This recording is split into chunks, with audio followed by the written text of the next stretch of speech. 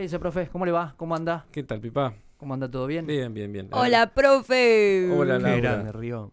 Gracias, Nachito. Bueno, ¿cómo anda? De 10. De 10. De 10.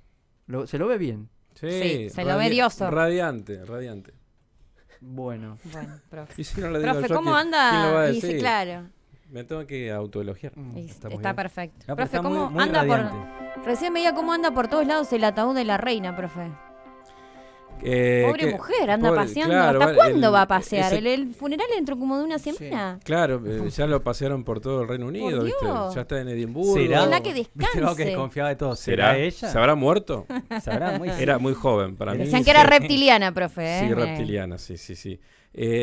Bueno, hablando de Ojalá. reptiliano y todas las teorías conspirativas. Ojo con lo que va a decir. Hay Yo hoy dije hablando no, de no. humo y se armó un lío bárbaro. No, así que, no, hablando de reptiliano. No, pero digo, hablando de teorías conspirativas, más allá que algunas pueden llegar a ser y otras son delirantes, como esto de que sea reptiliana es delirante. Y está porque hemos cumplido años por el ataque a las Torres Gemelas, ¿no? Exactamente, Y claro. todas las dudas que se han sembrado sobre ese ataque, ¿no? Así que por eso recordaba el tema de las teorías conspirativas. Profe, en algunos momentos incluso la gente le preguntaba qué pasa con los kurdos, qué pasa en Kurdistán. Exactamente. ¿Podemos meternos en ese mundo Por supuesto. que se habla casi nada, por no decir nada? Pues sí, poco. Lo que pasa es que, a ver, la prensa occidental toca el tema cuando le sirve, digamos, y cuando no le sirve se olvida de los kurdos. Un pueblo muy sufrido de muchísimos años, que no tiene su estado propio, más allá de alguna declaración de independencia, Una etcétera, cantidad de etcétera. gente increíble. No hay, son millones y Sí, millones que no tienen un estado propio, como te decía, más allá de lo que pueden reclamar o pueden hacer a una república nueva autoproclamada que en realidad no reconoce a nadie. Entonces es muy difícil llevar adelante un país cuando nadie lo reconoce. Y cuando la prensa saca el foco de ese lugar, digamos, también los apoyos se van cayendo. Porque estamos en un mundo donde cuando la prensa, los medios de comunicación ponen la luz sobre determinado lugar, ahí aparecen las adhesiones de muchos. Y pasa esto, por ejemplo, con Ucrania, ¿no? Que es un conflicto que está todas las luces de la escenografía mundial están ahí. Entonces todo el mundo dice yo soy de Ucrania y quiero ser solidario y basta con la invasión, cuando en realidad hay otros conflictos, hay otros muertos, hay otros miles de muertos en otros conflictos que los medios no lo publicitan. Y esto pasa un poco también con esto del Kurdistán y con los kurdos, ¿no? Que tienen que sufrir la persecución del gobierno de Turquía, por ejemplo, ¿no? La invasión de Turquía hacia Siria para poder controlar a los kurdos, para poder combatir a los kurdos en el norte de Siria. Es decir, un montón de vicisitudes tremendas que tiene que estar viviendo. Y en realidad toda la región es como que está en una reconfiguración permanente, ¿no? A veces, no a veces, la mayor parte de las veces reprimidas esas reconfiguraciones que se intentan realizar.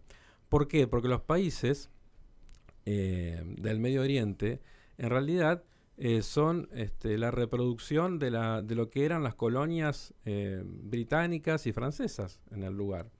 Lo mismo pasa en el África. Entonces no coinciden con los pueblos, con las etnias que siempre están anhelando gobernarse solos.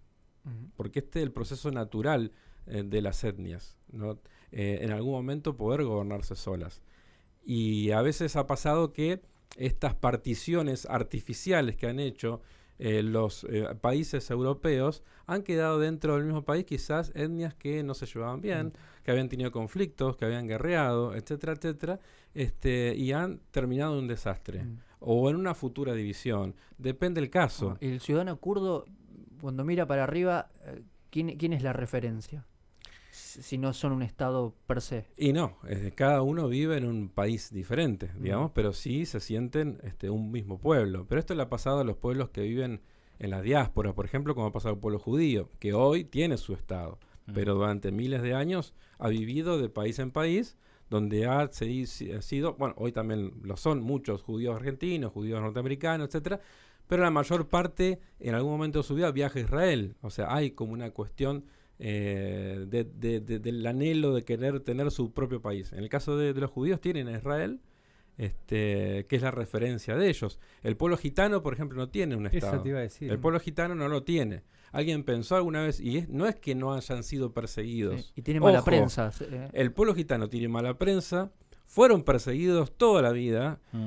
Adolf Hitler también los encerró en campos de concentración y los mató, quizás en el número no tan abultado como el número de los judíos, pero el pueblo, en porcentaje quizás. Pero el pueblo, claro, el pueblo gitano fue perseguido y fue masacrado. Sin embargo, el pueblo gitano no tiene un estado. Bueno, profe, nos acompaña a hablar con Mauricio Centurión, que un placer. está allí. Un placer. En Kurdistán. Es un fotoperiodista santafesino. Mitad santafesino, mitad correntino. Creo que se autopercibe así, lo vamos a preguntar.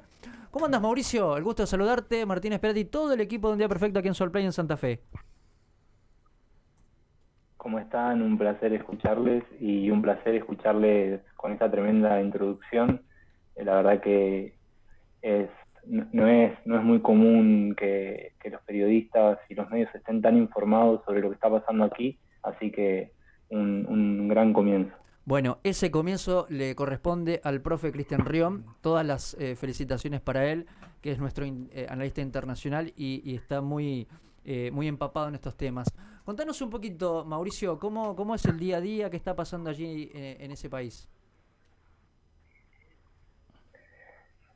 Bueno, primero la pequeña corrección de que no es un país, sí es una nación sin Estado y están sucediendo muchísimas cosas, ¿no? Yo en este momento estoy en Rojava, que es al norte de Siria, que es un lugar donde hace 10 años se hizo una revolución y es donde este lugar hoy se autogobierna a través de algo que se llama el confederalismo democrático, que es una idea de líder político y ideológico kurdo, Abdullah Öcalan, que plantea, en resumidas cuentas, un sistema de autogobierno a través de pequeñas democracias directas, que tiene como principal y novedoso e importante principal atención a los derechos de las mujeres, ¿no?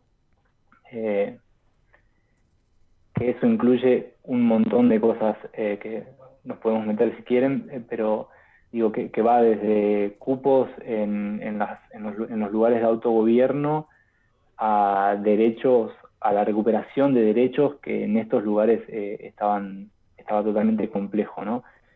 Y también tiene otras cosas novedosas como el respeto por el medio ambiente y el autogobierno a través de asambleas vecinales por un montón de que conviven y se conjugan los intereses para poder autogobernarse, digamos, ¿no? Eso está pasando en esta isla que se llama Rojava, que es uno de los pocos lugares donde está sucediendo una revolución. ¿Y qué haces ahí? El profe y todo el equipo te va seguramente preguntas más de índole política y técnica. ¿Y qué haces allí? ¿Por qué fuiste? ¿Y hasta cuándo te vas a quedar? ¿Cuál es tu panorama en ese lugar? Mira, un poco este viaje yo lo vengo planeando hace mucho tiempo y empieza quizás desde un viaje anterior que fue al territorio zapatista, en Chiapas, al sur de México, donde tuve interés de acercarme a esa revolución que conocí a través de libros, porque un poco empezaba a pensar y empezaba quizás en ese momento a intuir que quería empezar a construir un fotodocumentalismo, un fotoperiodismo que apunta hacia otro lugar, ¿no? Que empiece a buscar en todo caso las utopías de este siglo, que empiece a buscar los lugares donde sí estaba sucediendo un sistema diferente, donde las personas estaban organizando y estaban buscando una alternativa diferente a la alternativa que se presentaba de mundo, ¿no? Que bueno, hoy actualmente estamos viendo las consecuencias en pandemias, en desabastecimiento mental, bueno, en ese montón de cosas, ¿no? En esa experiencia que estuve en el zapatismo, el último día que estuve, me estaba despidiendo de las compañeras zapatistas y una compañera zapatista se acerca y me dice: tenés que hacer esto en Kurdistán. Y esa fue como la primera vez que para mí fue como algo que había escuchado alguna vez, se hizo un poquito más posible, ¿no? Yo le dije sí, y me miró y me dice, no, prometeme que lo vas a hacer. Y fue, bueno, dale. Le dije, fue como la primera vez que dije, estoy prometiendo a una compañera zapatista que voy a ir a un lugar en Medio Oriente que no tengo ni idea dónde es, ¿no? Y bueno, ahí me volví a Argentina, compré unos libros en el DF, en Ciudad de México, y me puse a estudiar y automáticamente quedé encantado con el pueblo y quedé súper motivado con esta idea, ¿no? de pensar que no sabemos nada de Medio Oriente y que la mayoría de cosas que tenemos son prejuicios, ¿no? Pero imagínate de repente leer que está sucediendo una revolución, que la revolución está liderada por mujeres, ¿no? Que las mujeres ocupan, lo que se hizo conocido en el 2015, por ejemplo, fue el ejército de mujeres, ¿no? Fueron tapas de los medios más importantes, las mujeres con un fusil. Pero cuando empezás a investigar y te empezás a acercar un poco más, te das cuenta que las mujeres aquí están realmente siendo la vanguardia, están realmente ocupando los lugares de autogobierno, están realmente ocupando, hay canales de televisión hechos por mujeres, digo, y lo más importante y lo que a mí me interesa cuando me preguntabas qué estoy haciendo acá, una de las cosas que estoy haciendo es dando un taller de fotografía y acompañando a una comunidad a filmar su propia película, y una de las cosas que a mí más me interesa y que más me emociona es ver cómo quizás hace 10 años o quizás hace 15 años las mujeres no tenían la posibilidad de poder imaginarse como cineastas, imaginarse como fotógrafas, imaginarse, digo, como las revoluciones, si dejan algo importante, es poder imaginar un futuro distinto, ¿no? Y un poco por ahí es lo que me interesa y lo que me cautivó cuando lo empecé a leer, ¿no? ¿Profe? ¿Cómo estás? Mauricio Cristian Riom te saluda. Para mí es un placer saludarte y qué importante es el trabajo que haces, más allá de tus propias motivaciones. Es tan importante para nuestro país y para nuestra región también, y que se pueda difundir lo que estás haciendo, porque la verdad que tiene una importancia enorme para que lo que vos decías, que tenemos muchos prejuicios y que no se sabe nada de la región, y que alguien lo pueda contar como lo estás haciendo vos, me parece realmente enorme.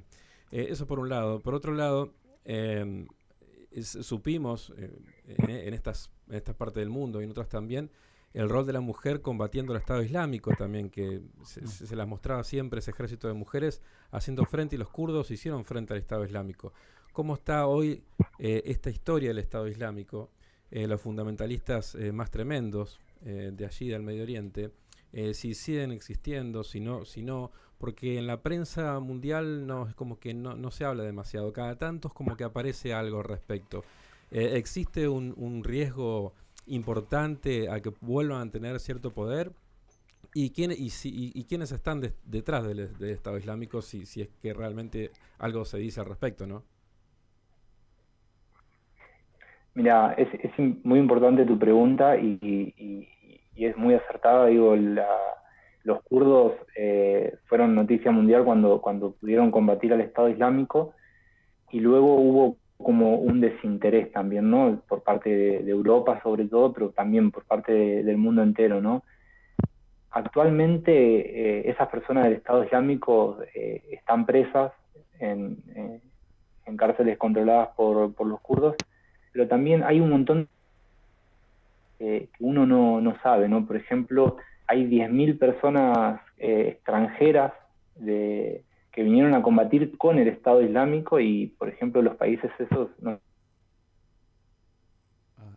Bueno, una pena. Mauricio Centurión, bueno, por razones obvias, sí, ¿no? Internet también. Un montón de cosas. Sí, aparte él me contaba que estaba en una situación también bastante compleja en el lugar donde él está, por eso que fue difícil coordinar el mismo horario para que pueda el profe también ilustrarnos con esto, ¿no? Pero es muy complejo porque ellos, digamos, para poder vivir en libertad y de una forma independiente, tienen que lidiar con muchas cosas.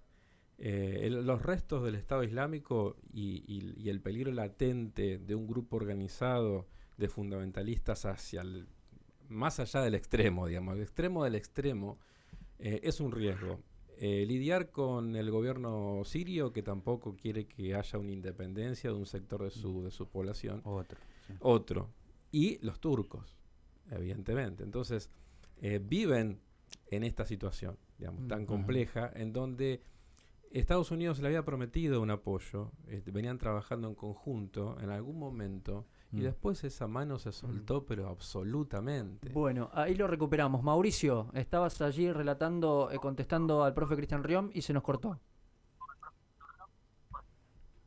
Mirá, bueno, no sé hasta dónde escucharon, pero bueno, un poco lo que les quería decir es como, no sé, a principios de este año hubo un atentado en una de las cárceles donde estaban detenidos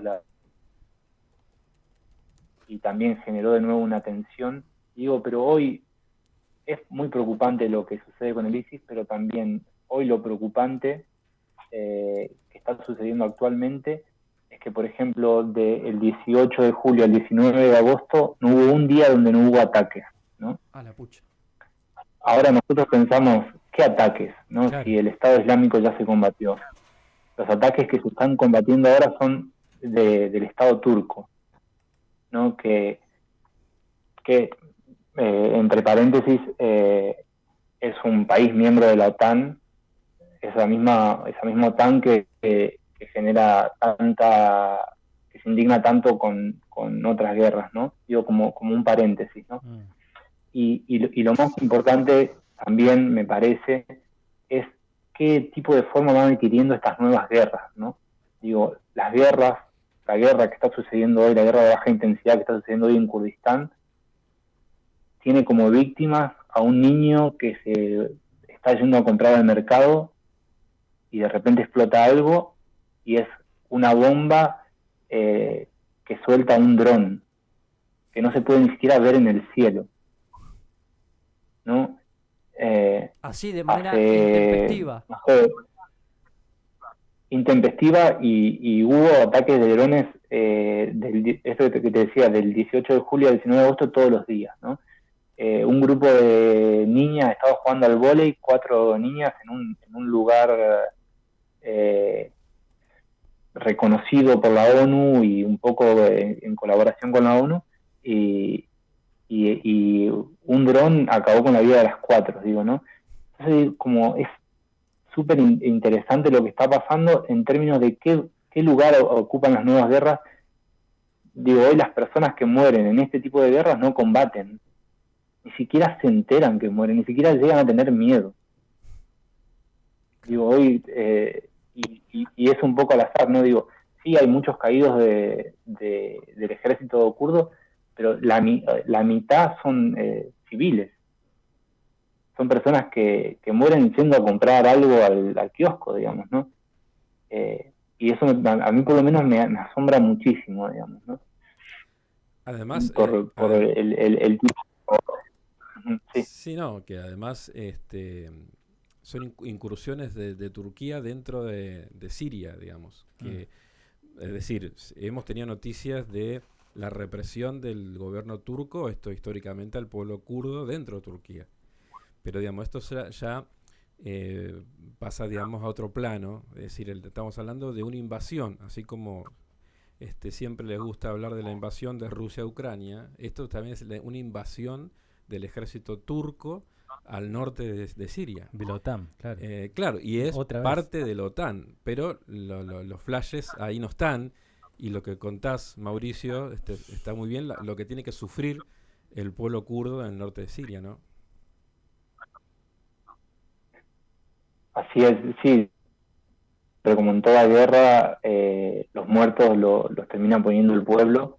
Digo, como en todas las guerras sucede eso, ¿no? Digo, y también cuando uno se pone a investigar, cuando uno se pone a hacer periodismo y empieza a encontrar los hilos, encuentra que esto está sucediendo ahora también porque el momento en el que está Turquía, por el momento en el que está el gobierno de Erdogan, y porque necesita que reforzar un nacionalismo, reforzar esta idea de imperio a través de derrotar a su principal dolor de cabeza, que son los kurdos, ¿no? Que pudieron combatir, que pudieron pararse, oponerse y marcar fundamento y a su vez poder lograr una revolución en Medio Oriente, ¿no? Digo, como son como un montón de factores que uno tiene que ir hilando y que yo entiendo que es muchas veces muy complejo de entender estando en Argentina, porque a veces hasta los nombres son difíciles y poder ubicarlos y poder de dónde viene, ¿no? Como, y poder comprender esto que un poco decían ustedes al principio, ¿no? Que el pueblo kurdo es un pueblo milenario, es un pueblo originario que antecede un poco a estos imperios, que antecede un poco a estas divisiones y que son en esos miles de años que viene luchando por sus derechos. Digo, el pueblo kurdo tuvo que reaprender a hablar su idioma, ¿no? Luego de hacer la revolución. Tuvo que reaprender sus canciones, tuvo que poder volver a usar su ropa típica. No digo, quizás yo encuentro una cierta analogía con el pueblo mapuche, ¿no? Digo, como un pueblo que antecede un territorio y que luego esos territorios son ocupados por los estados-nación y que quedan negados de su cultura, negados de su idioma.